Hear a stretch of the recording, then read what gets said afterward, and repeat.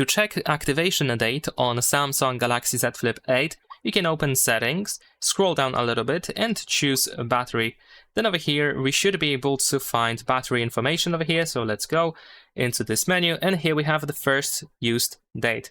Besides that, you can also use your Google account to find out what is the first sign-in date. So if we go to Google Services in the settings, then you should be able to tap on your Google account over here and then tap on Google account button. Wait a couple of seconds and choose Security and Sign In.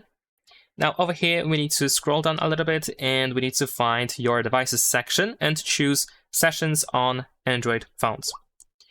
There we go. And after a couple of seconds, you should be able to choose your Galaxy Z Flip 8. So let's go ahead and choose it. You might need to verify yourself using the fingerprint sensor or screen lock password in order to continue.